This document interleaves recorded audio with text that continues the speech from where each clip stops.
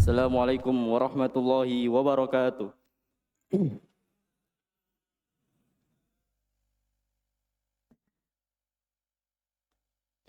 Innal hamdalillah nahmaduhu wa nasta'inuhu wa nastaghfiruh wa na'udzu billahi min shururi anfusina wa min sayyiati a'malina may yahdihillahu fala mudilla lah may yudlillahu fala hadiyalah wa may yudlil fala hadiya asyhadu an la ilaha illallah wa asyhadu anna muhammadan abduhu wa rasuluh. Ya ayyuhallas taqu rabbakumul ladzi khalaqakum min nafsin wahidah wa khalaqa minha zawjaha wa bassa minhuma rijalan katsiran wa nisaa'a wattaqullaha alladzi tasaaluna bihi wal arham innallaha kana 'alaikum raqiba. Ya ayyuhan nasu taqu rabbakumul ladzi khalaqakum min nafsin wahidah wa khalaqa minha zawjaha wa bassa minhuma rijalan katsiran wa nisaa'a wattaqullaha allazi tasaaluna bihi wal arham innallaha kana 'alaikum raqiba. Ya ayyuhan nasu taqu rabbakumul ladzi khalaqakum min nafsin wahidah wa khalaqa minha zawjaha wa bassa minhuma rijalan katsiran wa nisaa'a wattaqullaha allazi tasaaluna bihi wal arham innallaha kana 'alaikum raqiba. Ma'asyiral muslimin, jamaah Jumat yang dimuliakan oleh Allah Subhanahu wa taala. Di antara nikmat dalam kehidupan terlihat teramat besar, teramat banyak, teramat luas nikmat dan rahmat Allah Subhanahu wa taala kepada kita. Kita rasakan, kita nikmati beragam kebaikan dan kemuliaan ini sehingga sebagaimana firman Allah Subhanahu wa taala, "Wa in ta'uddu nikmatallahi la tuhsuha." Dan jika kalian ingin menghitung nikmatku, maka sungguh kalian tidak akan mampu menghitungnya. Sebab nikmat teramat banyak, nikmat teramat luas, nikmat teramat besar dan terus menerus. Karena itulah kesyukuran kepadanya adalah mutlak harus kita wujudkan setiap saat, dalam setiap kondisi dan terus menerus. Dan yakinlah, sehebat apapun kesyukuran kita, maka kesyukuran nikmat, maka tanggung jawab terhadap kesyukuran nikmat masih lebih besar lagi. Kaum muslimin jamaah Jumat yang dimuliakan oleh Allah Subhanahu wa taala, di antara nikmat yang Allah Subhanahu wa taala anugerahkan kepada kita, bahkan merupakan nikmat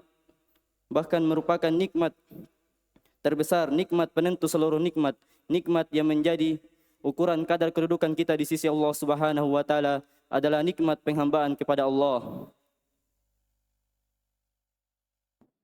Tak ada kesyukuran tanpa penghambaan.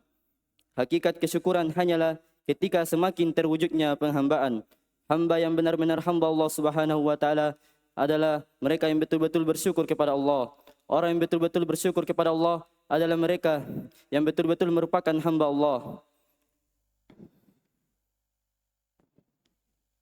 Karena itu, senantiasa kita wujudkan penghambaan yang didasari oleh kesyukuran. Kita wujudkan kesyukuran dalam bentuk penghambaan kepada Allah karena kita dicipta untuk beribadah. Wa ma khalaqatul jinna wal insa illa liya'budun, dan tidaklah aku menciptakan jin dan manusia kecuali hanya untuk beribadah kepada Allah.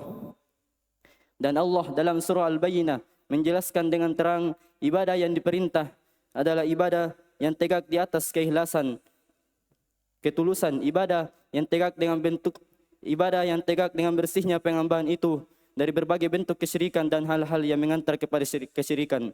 Inilah agama yang lurus. Allah Subhanahu wa taala tegaskan, "Wa ma umiru illa liya'budullah mukhlisina lahuddin hunafa." Mereka tidak pernah diperintah, tidak ada perintah kepada mereka kecuali hanya ini, apa itu? Liya'budullah, supaya mereka beribadah kepada Allah.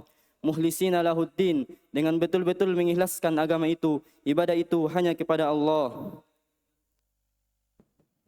Ayat ini sebagaimana nama surahnya, Bayyinah, terang jelas. Ayat ini mengungkap secara tegas jelas apa perintah ibadah yang merupakan apa perintah ibadah yang merupakan apa perintah ibadah yang merupakan apa ibadah yang merupakan perintah Allah. Liya'budullah mukhlisina lahuddin, agar supaya mereka beribadah kepada Allah mukhlisina lahuddin, dengan betul-betul mengikhlaskan agama itu, ibadah itu hanya kepada Allah, hunafa, dan sebagai orang-orang yang hanif. Dua hal utama, dua perkara jelas, dua syarat tak terbantah harus ditegakkan dalam setiap ibadah. Barulah ibadah itu masuk kategori diperintah oleh Allah Subhanahu wa taala.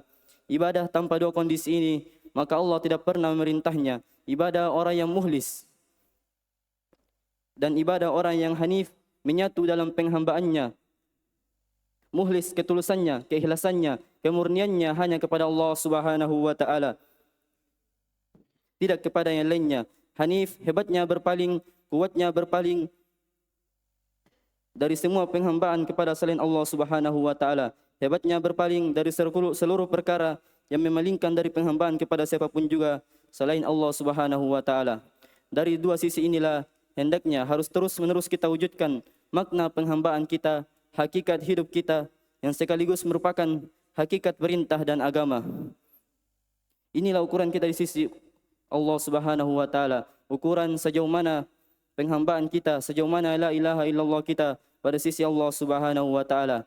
Ini jamaah harus terus-menerus kita tingkatkan, harus terus-menerus kita perhebat, harus terus-menerus kita perbaharui.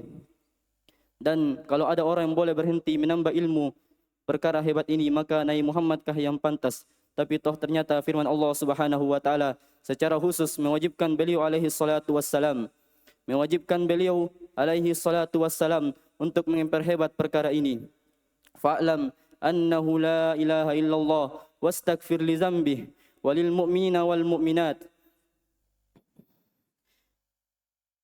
Perintah Allah, ilmu ya Muhammad. Perintah Allah, ilmu ya Muhammad. Wajib bagi engkau ya Muhammad untuk mengilmui apa itu annahu la ilaha illallah. Maka tak ada yang berhak untuk disembah kecuali hanyalah Allah Subhanahu wa taala. Wastaghfir li dzambih walil mu'minina wal mu'minat. Dan teruslah beristighfar, meminta ampunan atas kekeliruan, kesalahan, dosa-dosa orang-orang beriman dan kekeliruan, kesalahan, dosa-dosa orang beriman lelaki dan wanita. Perintah Allah kepada beliau alaihi salatu wassalam memahamkan kepada kita luasnya kandungan dalamnya makna dari la ilaha illallah. Perintah ini menunjukkan harus terus-menerus memperbaharui perkara ini. Perintah ini menunjukkan banyak sekali perkara yang diupayakan syaitan, jin dan manusia agar berpaling dari tauhid, dari keikhlasan la ilaha illallah yang merupakan hakikat hidup kita, tujuan hidup kita, dan sekaligus merupakan ukuran kedudukan kita di sisi Allah Subhanahu wa taala. Barakallahu li wa lakum fil Qur'anil azim wa nafa'ani wa iyyakum bima fihi minal ayati waz zikril hakim wa nafa'ani wa iyyakum bima fihi minal ayati waz zikril hakim.